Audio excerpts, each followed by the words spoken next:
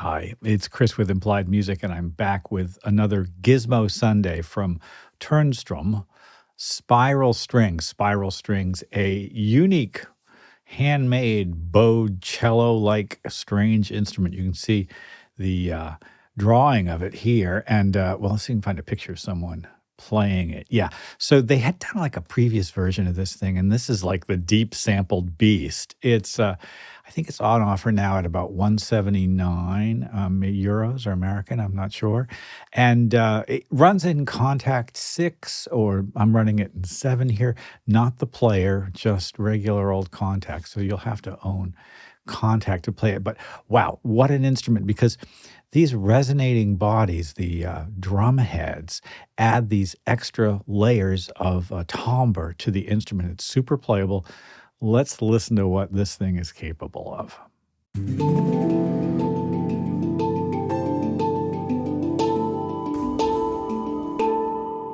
Well, there are some presets. They're hiding here under this magnifying glass, and we'll just take a little listen to Castle of Clouds.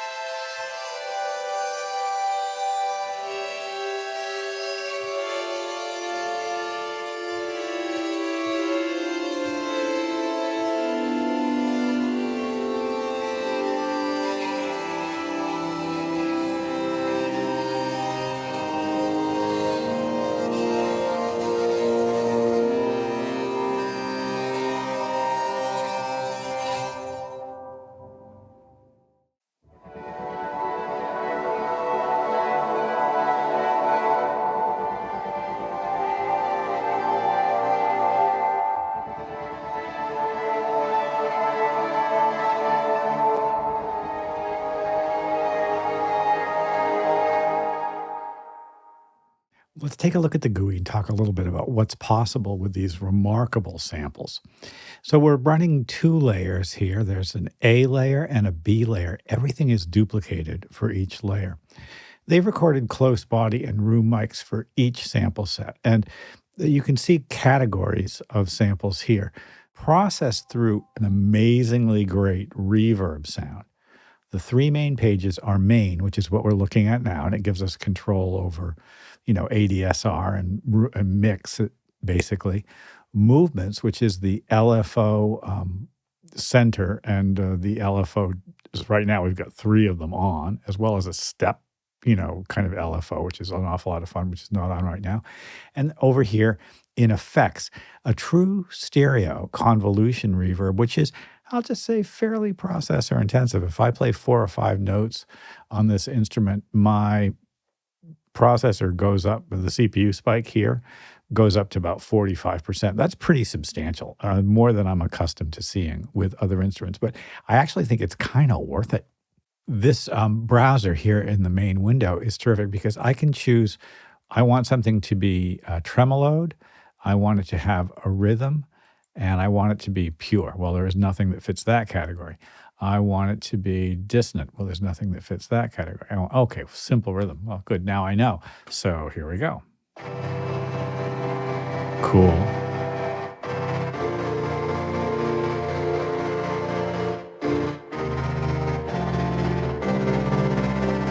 Fascinating.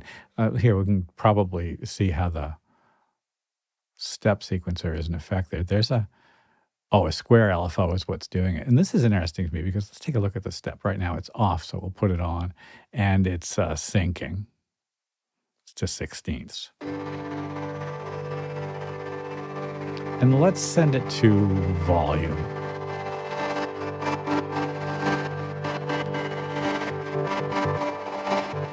Oh, this is interesting. Well, that's an awful lot of fun. I love the ability to be able to both use the LFO and also a step sequencer in that way. The balance of the two is crucial, of course. Something I noticed as I was playing around with the instrument is let's just pick another preset. The instrument in general doesn't respond to the sustain pedal. Sustain pedal's down, I let go, and it goes away. I think it might be handy to be able to overlay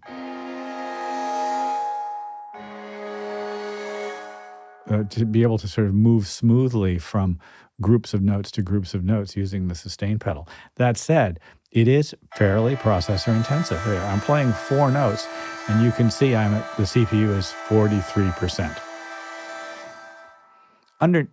Continuing to look at the main menu, underneath the mic mix, we have close, body, and room mics. We have controls for the mic mix down, overall volume, and then the amounts from the LFOs, and I think that's pretty useful. We also here have a left-right pan for each of the sounds.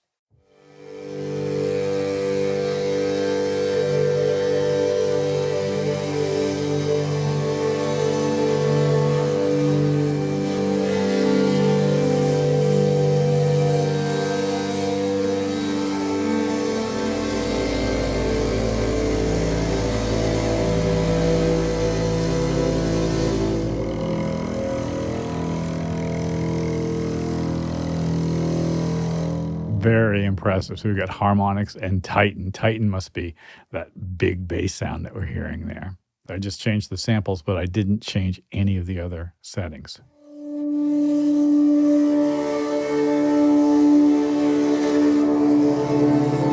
The distortion is really doing something good for this patch. This is a very thick sound with only 5 notes.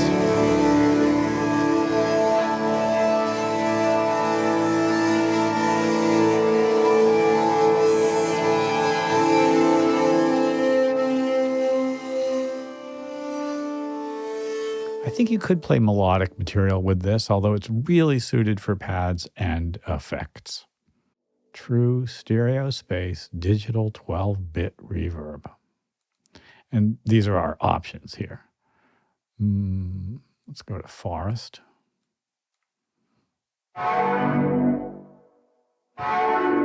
Interesting, very diffuse and close. That's a nice effect. And then who knows what Mountain's going to give us. Ooh, a lot of air. Let's just bring that amount up.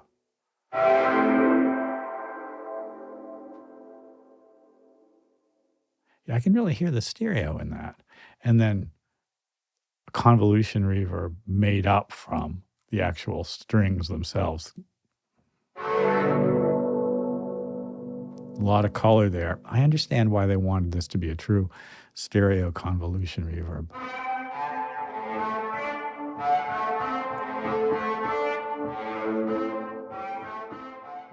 They're using some kind of, contact trick to get the actual stereo effect. I think they have to double the voices in order to achieve it. We've got other effects like tape and distortion. And the distortion, as we've heard, is really quite good. Going back to the main menu, the samples can be played at high speed or regular or slow motion. I think we were just hearing them in slow motion, so we're going to go to the regular speed now. And then here's the slow motion. Well, they're obviously very well recorded and in kind of great shape. So how will I use spiral strings? I think it's an addition to existing string and wind parts. I won't be sketching with it, certainly, but when I need to reach for something that's going to add depth, color, darkness, mystery, maybe a slightly gothic component, I think it's going to be just wonderful for that kind of thing. Beautifully recorded with a great set of convolution reverbs. It's an evocative instrument that does a lot of the work for us. It is fairly CPU intensive, and so I'm going to, be considerate of it. I think this is the kind of thing that winds up getting, rendered to audio and then used after that. And I'm just going to say that for a first look, The quality of the sound itself, and I'm always interested in the actual sound. The quality of the sound itself in this instrument is very compelling. It drives my imagination forward, so to speak, you know. Well, I hope this has been useful. Like and subscribe and ding the bell. You'll be notified when I do my videos. I'll see you next time.